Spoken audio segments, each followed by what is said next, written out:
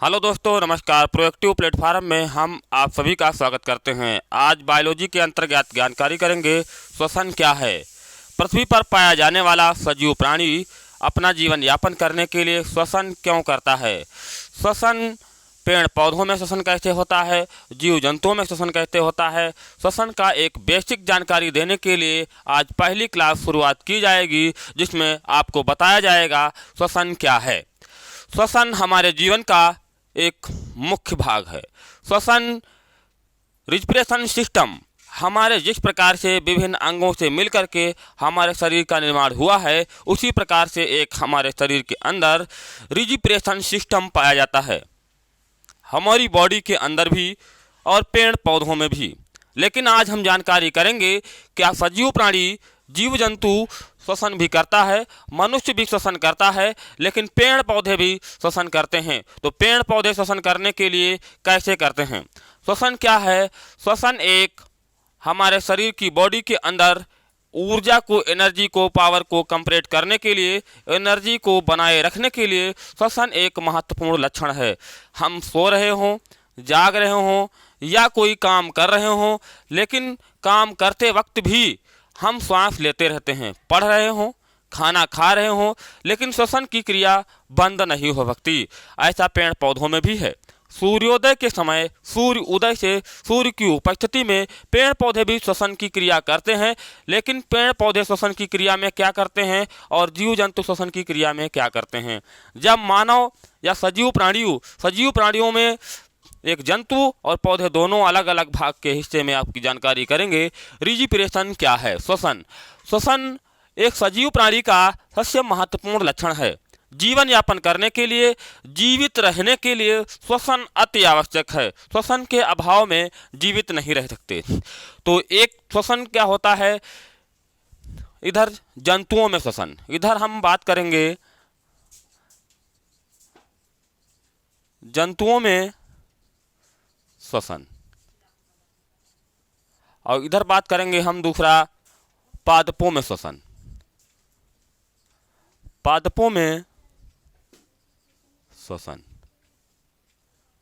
अब क्या है, जंतुओं में श्वसन और पादपों में श्वसन, श्वसन दोनों करते हैं, लेकिन जंतुओं में भी श्वसन होता है और पादपों में भी श्वसन होता है। दोनों की बात यहाँ पर चलनी है। तो जंतु श्वास लेने में, ये श्वास लेते हैं तो क्या लेते हैं, ये क्या ग्रहण करते हैं, इनको O2 की आवश्यकता है। O2 की आवश्यकता है। पौधे अगर श्वसन करते हैं तो उनको क्या ग्रहण करने की आवश्यकता है, CO2 की ग्रहण करने की आवश्यकता है। लेकिन ये निकालते क्या हैं, ये जो है O2 निकालते हैं, तो ये कौन है, CO2 निकालते हैं। अब पृथ्वी पर आपको समझ में आ रहा होगा, इन दोनों का बहुत बड़ा घनिष्ठ संबंध है। इनके अभाव में जीवन यापन कर पाना बड़ा असंभव है।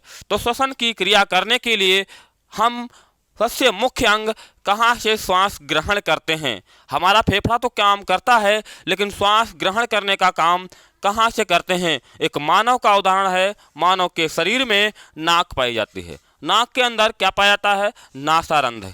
क्या पाया जाता है, नासारंध्र।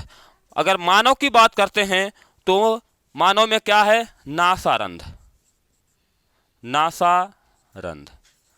विभिन्न जंतुओं में भी नासारंध्र पाया जाता है श्वसन के लिए। लेकिन पादपों में क्या होता है, रंध्र।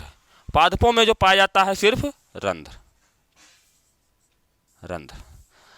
रंध्र को हिंदी में रंध्र ही कहते हैं, लेकिन अंग्रेजी में इसका नाम है स्टोमेटा। ये भाग कहाँ पाया जाता है और ये भाग कहाँ पाया जाता है।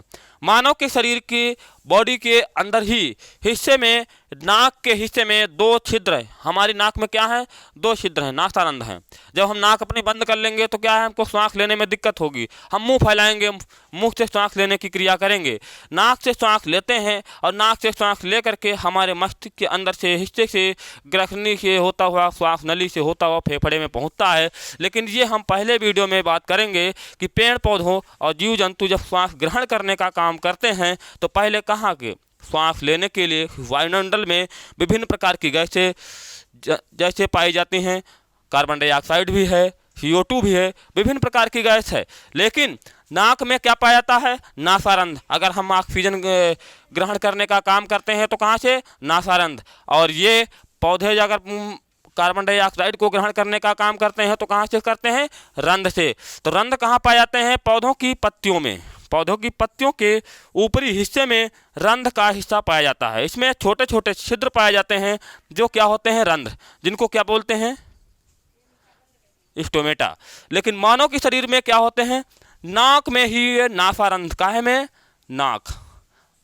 नाक में नासारंध्र या सजीव प्राणी के मुख के हिस्से में रिस्पिरेशन का सिस्टम का भाग शुरू होता है, वहाँ पर नासारंध्र का भाग पाया जाता है। जिस प्रकार से हम श्वास लेते हैं, नाक में 2 नासारंध्र पाए जाते हैं, उसी से हम श्वास को ग्रहण करते हैं। उसी प्रकार से पेड़ पौधों में पत्तियों में रंध्र पाया जाता है, सूक्ष्म छिद्र पाए जाते हैं। उन सूक्ष्म छिद्रों को स्टोमेटा के नाम से जाना जाता है। स्टोमेटा का भाग कैसा होता है? पत्तियों में स्टोमेटा का भाग, पत्तियों में स्टोमेटा का भाग इस प्रकार से भाग पाया जाता है। इस प्रकार से भाग पत्तियों के एक कोष्ठक की बात है ये, जैसे सेल्स के एक कोशिका की बात की थी, ये यहाँ पर ऐसे भाग पाया जाता है। इसी प्रकार से चित्र, ये क्या है? हमारी गॉड सेल है। जब सांस लेती है, जब इसे रंध्र में कार्बन डाइऑक्साइड प्रवेश करती है तो ये क्या होती हैं? ओपन होती हैं। ये क्या होती हैं? ओपन होती हैं। ये क्या होती हैं? ओपन होती हैं। इनकी क्रिया ओपन या क्लोज्ड होने की बराबर क्रिया चलती रहती है।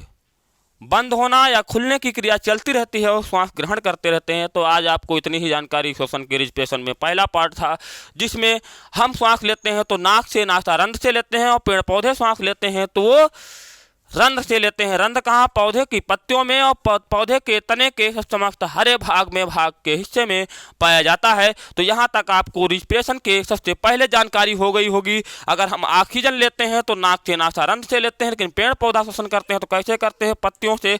पत्तियों में कौन सा भाग पाया जाता है? रंध्र पाया जाता है। तो आपको जानकारी हो गई होगी कि पेड़ पौधों भी हमारी भांति श्वसन की क्रिया करते हैं। हम नासारंध्र से, नाक के नासारंध्र से ऑक्सीजन को ग्रहण करते हैं। कार्बन डाइऑक्साइड ग्रहण करने के लिए पेड़ पौधों भी पत्तियों में पाए जाने वाले स्टोमेटा के भाग के हिस्से से करते हैं। स्टोमेटा कहाँ? पत्तियों के हरे भाग में पाया जाता है। तो आज यहाँ तक रिस्पिरेशन का पहला पार्ट था। यहाँ तक ही क्लास एंड होती है। धन्यवाद।